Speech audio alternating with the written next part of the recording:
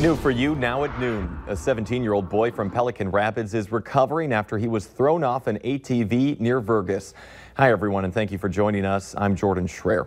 The accident happened Saturday around 2:30 in the morning. The Otter Tail County Sheriff's Office says a 17-year-old boy, also from Pelican Rapids, was driving the ATV with two other people riding in it when he made a sudden turn, throwing one boy who was riding in the back. The injured boy was taken to a hospital in Detroit Lakes and then eventually taken to Fargo for serious injuries. The driver was arrested for criminal vehicular operation resulting in bodily harm, fourth-degree DWI, and violation of a social host ordinance. There's no word if the third boy in the ATV was injured or arrested. You can see out there it kind of turned out to be a cloudy day after we had a fairly beautiful morning, but is that going to change? For a check of our forecast, let's go to Storm Team meteorologist Lisa Green. Well, we've been battling with the clouds here in Fargo and other places in the valley, especially in northwest Minnesota. You can see those bright white cloud tops there. And with that, a few sprinkles at least being detected in the mid-levels of the atmosphere. No real reports of rain coming down right now in the valley, but don't be surprised. Again, we've been talking about that all day. If you do see a sprinkle or two or feel a sprinkle or two. But we've got more sunshine up by Grand Forks and in eastern North Dakota, except for places like Fargo and down toward Wahpeton. So hopefully we can shake some of those clouds here as we get into the afternoon hours, but at least we're out of the main storm track. That's a little farther south of us at this point. We have temperatures that are into the 70s right now. It's 72 degrees in Detroit Lakes. Fergus Falls under those clouds. Fargo's at 77 and it's 78 in Jamestown at the moment. And we'll continue that climb into some low 80s for highs today. With gradually clearing skies, we'll end up with more partly cloudy conditions and hopefully more sunshine in the next couple of hours in Fargo. So we'll talk more about that and take a look at just how long this drying trend will continue coming up in your forecast. All right. Thank you very much, Lisa. Several days of heavy rain have caused deadly flooding in an area of Wisconsin. The National Weather Service is reporting flooding in northwestern Wisconsin, about 130 miles north of Eau Claire. Authorities say the flooding is responsible for at least one person's death. However, it's such a rural area of Douglas County that no official evacuation order went out. A state of emergency has been declared in the county and several others in northwestern Wisconsin. The North Dakota Highway Patrol is investigating a deadly crash between a minivan and a forklift. It happened yesterday afternoon on Highway 15 near Thompson, North Dakota. Troopers say the driver of the forklift was killed when he was rear-ended by the minivan. His name has not yet been released. The driver of the van is 80-year-old Marilyn Peterson of Northwood. There's no word on whether she'll face any charges in connection to the crash. Today, people in the metro will have a place to drop off any unwanted or unused medications. It's a local drug take-back day, and it starts at 1 this afternoon and goes until 4. You can go to the main entrance of the Fargo-Cass Public Health Building on 13th Avenue South in Fargo. Your medications should be taken out of their containers with your personal information and then put in a plastic Ziploc bag or a container. Event organizers say these types of events work to combat the opioid epidemic in the metro. Tickets are now available for President Trump's visit to Fargo next week. The ticket portal went live yesterday. You'll be limited to 2 tickets per cell phone number. Trump will be in town June 27th to campaign for Congressman Kevin Cramer, who's challenging Senator Heidi Heitkamp for her seat. We have a link to the ticket site on our website. Just go to valleynewslive.com and search for this story. One of the riders injured in last week's frightening roller coaster accident in Florida is now sharing her story for the first time. Melissa Collins was at an amusement park in Daytona Beach last Thursday with friends from work.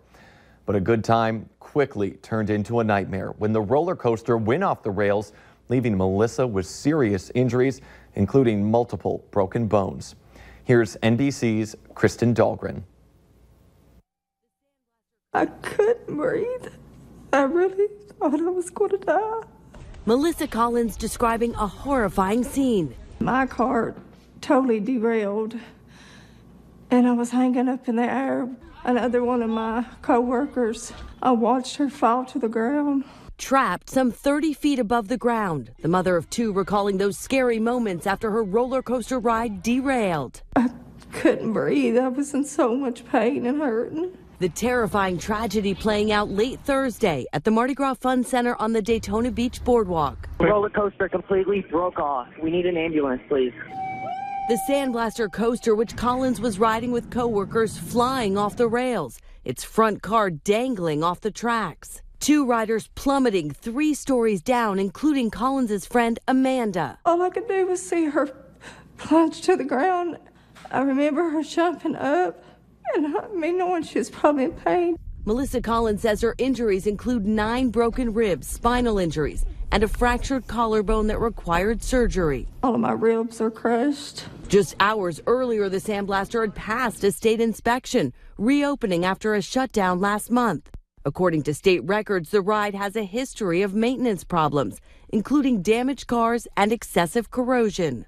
We believe that a lawsuit is imminent. Attorney Matt Morgan is representing Collins and 2 others injured in the accident. We believe that the failure occurred as a result of improper maintenance with this particular coaster. The ride's operators, Boardwalk Amusement Rides, pointed to that day's state inspection, telling NBC News in part, "The safety and well-being of our customers has always been our top priority. We continue to fully cooperate with all state agencies in their investigation and will do so until their investigation is complete." Meanwhile, Melissa Collins says all she really wants to do is get back home to her family in Kentucky. I've got a 10-year-old and 13-year-old back at home crying because they don't know how their mommy is. Officials have not said what caused the roller coaster to derail. The Sandblaster ride remains closed as this accident is still under investigation. It's one of the biggest reveals for one of the biggest fairs in the nation. The Minnesota State Fair has released a list of all the foods that we can devour. They include a barbecue split, Irish Tate kegs, and General Tso's chicken. The Great Minnesota Get-Together starts August 23rd, right down in the Twin Cities. Incredibles 2 is making waves in more than just the box office. The movie is drawing health concerns from medical professionals about some scenes in the movie. Moviegoers are being warned about scenes in the film that contain bright flashing strobe lights that could trigger epileptic seizures for people with certain medical conditions. To help spread awareness about the problem with the film, the Epilepsy Foundation issued a statement calling for the theaters to post signage within the area to warn watchers. In this afternoon's Consumer Alert, Amazon's Alexa is ready to assist you in your hotel room. Marriott is partnering with Amazon to put Echo smart speakers in thousands of hotel rooms at select properties across the U.S. It's called Alexa for Hospitality. Amazon says it wants to make you feel right at home when you're on the road this summer. Hotel guests can ask Alexa to order room service, call housekeeping, and make restaurant reservations, among other amenities. If you don't want to share a room with Alexa, you can ask for the Echo to be removed. A bit of patience could lead to a lower Uber fare. The ride-hailing service is reportedly testing a new feature that offers customers the option to get a cheaper ride, but you might have to wait a little longer to get picked up. By waiting a few extra minutes, you could save up to 25%. It's just one of the several ways Uber is trying to offer cheaper fares to riders. So far, the feature is being tested with employees in San Francisco and Los Angeles and could soon be rolled out to customers nationwide. A young boy saved his dad's life by using some tips he learned in school just 5 days before. Hear their story a little later in our newscast. But next, Lisa Green will be in with a look at your Tuesday forecast.